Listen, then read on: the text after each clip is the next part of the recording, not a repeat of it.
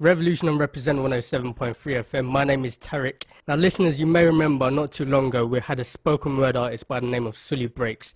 Came down, dropped a live session, and a lot of you were excited about that. I was excited this morning when I opened up a package, had no idea what it was. Opened it up, put it in the player, pressed play, and it totally blew me away. It's his brand new piece from his brand new The Dorm Room EP. I'm going to have to let spoken word do what it does best and let it speak for itself. Brand new Sully Breaks.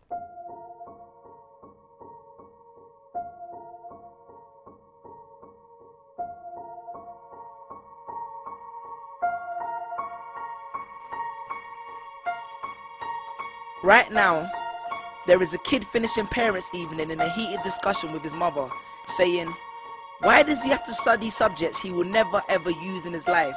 And she will look at him blank-eyed, stifle a sigh, think for a second, and then lie. She'll say something along the lines of, you know, to get a good job you need a good degree, and these subjects will help you get a good degree. We never had this opportunity when I was younger. And he will reply, but you were young a long time ago, weren't you, Mum? And she won't respond, although what he implies makes perfect sense, that society's needs would have changed since she was 16. But she will ignore him, grip his hand more sternly, then drag him to the car. But what she doesn't know is that she didn't ignore him just to shut him up. She didn't lie because they were just returning from parents' evening and an argument in the hallway would look bad on her resume. She won't lie because she's just spent the last 1 hour convincing a stern-faced teacher that she will ensure that her child studies more at home. No, she will lie simply because she does not know any better herself. Although her whole adult life she has never used or applied Pythagoras' theorem, pathetic fallacy, and still does not know the value of x, she will rely on society to tell her that her child, who has one of the sharpest minds in the school, is hyperactive, unfocused, easily distracted, and wayward. Students, how many equations, subjects, and dates did you memorize just before an exam never to use again? How many A grades did you get which were never asked for when you applied for a job? How many times have you remembered something 5 minutes just after the teacher said stop writing, only to receive your results 1 month later to realize that you were only 1 mark short of the top grade? Does that mean remembering 5 minutes earlier would have made you more qualified for a particular job? Well, on the application form it would have.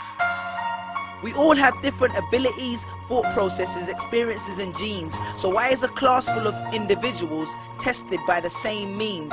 So does that mean Sherelle thinks she's dumb because she couldn't do a couple of sums? And if this issue is not addressed properly, it then becomes a self-fulfilling prophecy. Then every school has the audacity to have a policy on equality. The irony. Exams are society's methods of telling you what you're worth.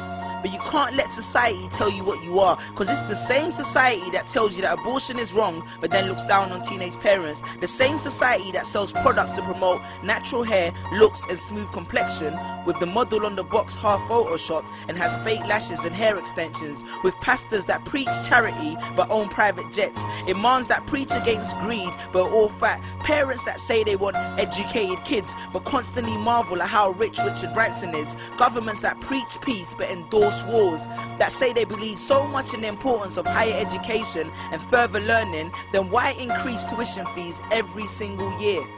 I believe Miss Jefferson when she took me into the office and said that my exams would be imperative to my success, because we was taught to always follow when Miss Jefferson led.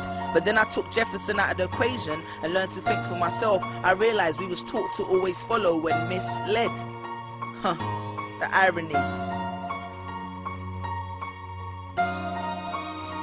Test us with tests, but the finals are never final, because they never prepare us for the biggest test, which is survival. And what I suggest is fairly outlandish, so I do not expect everyone to understand this, except for the kids who knows what it feels like to be worth no more than that D or that A that you get on results day, and the ones whose best stories were never good enough for the English teacher, because apparently you missed out key literal techniques, did not follow the class plan, and the language was too informal for him to understand. But then he'd reference Hamlet and Macbeth, and you'd fight the urge to express your contempt by partially clenching your fist with only your medius finger left protruding in the middle of your hand, and then asks if he was aware that Shakespeare was known as the innovator of slang, or the kid at the back of the class who thinks, why am I studying something that doesn't fuel my drive? But then when confronted with a maths problem, his eyes come alive. So this one is for my generation, the ones who found what they were looking for on Google, the ones who followed their dreams on Twitter, pictured their future on Instagram, accepted destiny on Facebook. This one's for my failures and my dropouts, for my unemployed graduates, my shop assistants, cleaners and cashiers with bigger dreams,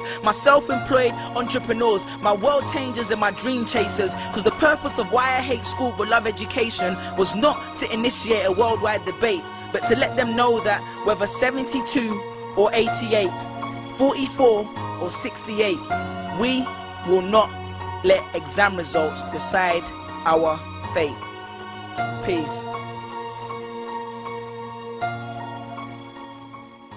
Just these pictures on my phone, sitting all alone, visualizing home.